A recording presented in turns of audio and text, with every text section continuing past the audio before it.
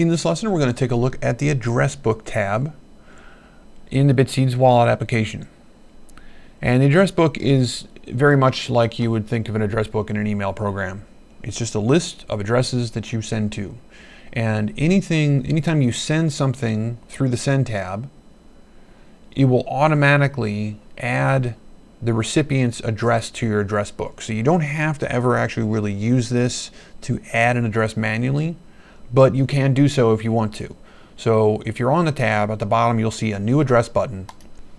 Clicking that will give you a small form in a new window that looks very much like the one that you get when you create a new receive address. But unlike that, you actually have to supply an address because you're not using the program to create one for you. You have to paste an address in here.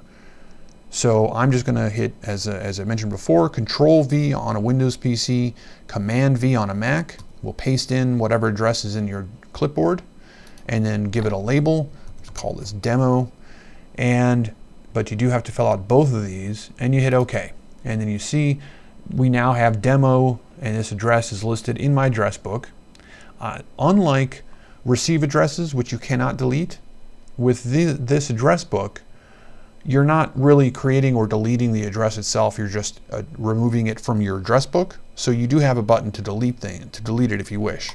And keep in mind that does not ask you for confirmation before it deletes it. So like you just saw me, when I click it, it gets rid of it. It doesn't ask first. So remember that.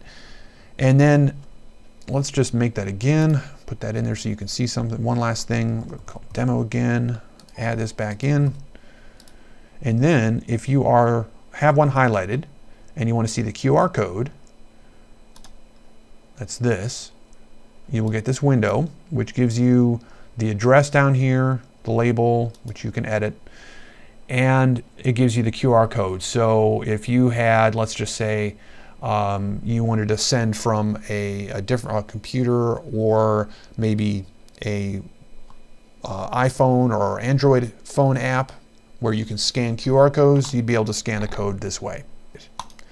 And that's pretty much it. You can, of course, copy the address if you need to paste it into an email or something like that, or you want to send something to an address that's already in here. You go back to the Send tab, and then you can go over here, and let's see, this one, yes.